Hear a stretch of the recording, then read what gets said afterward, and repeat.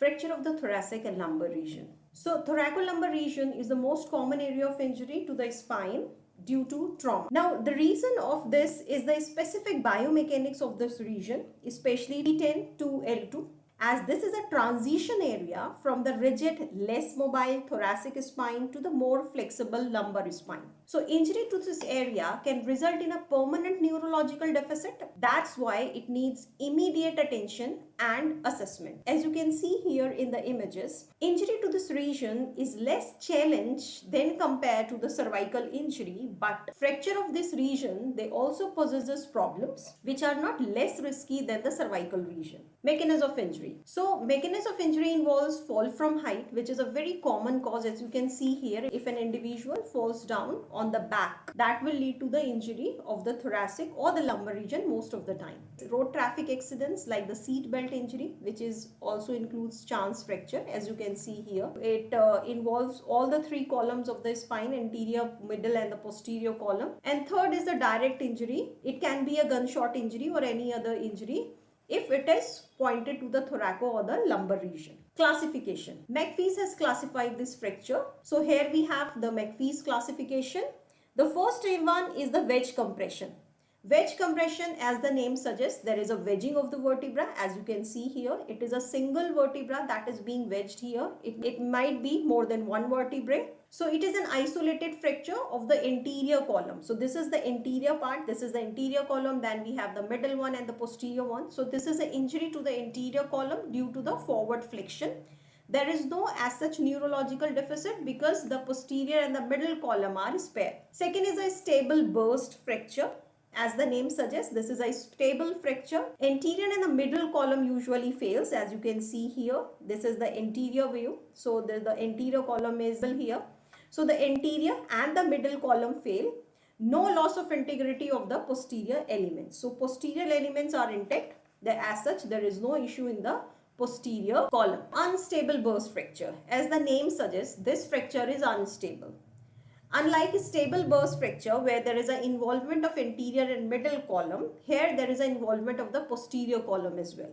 So anterior and middle column fail in compression. There are compressive forces that act on the anterior and the middle column, and posterior column fails in compression, lateral flexion or rotation. So there is a component of lateral flexion and rotation also in the posterior column. Post-traumatic kyphosis is usually common. As you can see here, post-injury, post-trauma, there is a kyphosis. Injury is unstable, and because this is a burst fracture, so whole structure is burst, that will lead to the kyphotic hump. Here, the neural canal is also affected. Neural canal, which is a central hollow portion through which the spinal cord passes. After burst fracture, the small chips, they might move into the neural canal and injure the spinal cord. So this is an unstable fracture and might have neurological symptoms. Chance fracture, which is also known as seat belt injury. Now this chance fracture or the seat belt injury is usually seen in people who wear belt, as the name suggests. It is a horizontal avulsion fracture. As you can see here in the image, if there is a sudden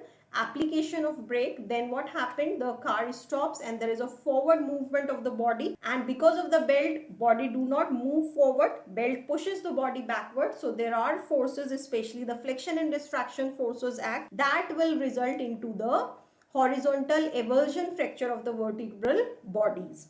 So entire vertebrae is pulled apart by the strong tensile forces. As you can see here, there is an injury to the posterior column, middle column, and there might be involvement of the anterior column, depends upon the injury. So this is a flexion distraction injury which is unstable in nature and might involve all the three columns. It depends on the amount of forces that act. These are the images for seat belt fracture. As you can see here, the posterior column and the middle column are involved, and how the forces are acting. They are diagonal in direction. This is another view, how the anterior, middle and posterior, all the three columns are affected. Flexion distraction injury. Seat belt fracture is also an injury that comes under the flexion distraction injury, but if it is less, sometimes it is only the flexion injury. But here we have the pure flexion distraction injury. Anterior column fail in compression. Here is the compression. As you can see here in this image also, the intersection, there are compressive forces that are acting. Middle and the posterior column fails in tension. As you can see here, there are distractive forces. Here also, the distractive forces that are acting on the posterior and the middle column, but on the anterior side there are compressive forces. So this is an unstable fracture, and because this fracture involves all the three columns, so there are injury to the supraspinatus ligament and ligament flavum, and that will lead to the unstable fracture.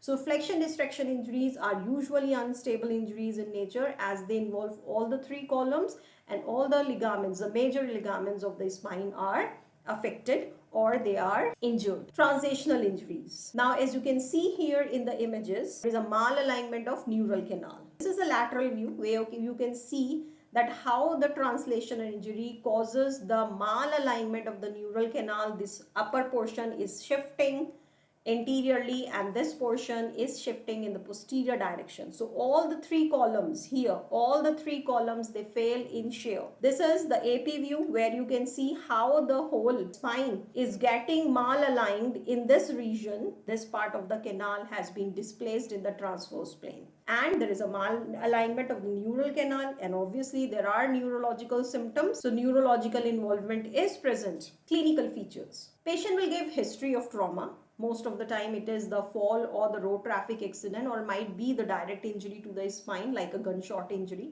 Patient will complain there is a pain. Posteriorly, we can see that there will be swelling in the area, involved area. There might be tenderness. Palpable interspacious gap will be there, especially in the injuries where there is a translation or a severe flexion distraction injury. There might be exaggerated lumbar lordosis. Neurological involvement. Neurological involvement may vary from an individual nerve root involvement to the paraplegia. Patient might come with symptoms of a spinal shock. If it is there, it is present for 24 hours. During this period, all the reflexes are lost. If the lesion is below L1, then cauda equina paralysis is usually present, and the symptoms of the cauda equina paralysis will be there. Investigations. First is radiograph. Anterior, posterior, lateral and oblique view are taken. Now when these views are taken, one must look for the involvement of different columns. If there is an involvement of the anterior, middle or the posterior column, so fracture of the vertebral bodies, pedicles, transfer processes, spinous processes, or should be looked for. One must also look for the disc space, or if there is an involvement of the neural narrowing.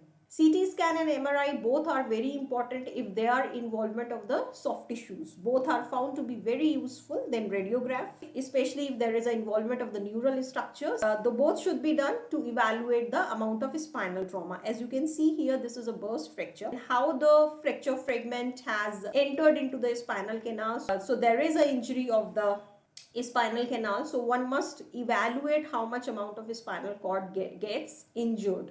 Here also the amount of compression is there on the spinal cord. So for this purpose, CT scan and MRI are important. Management. So management can be done at different levels.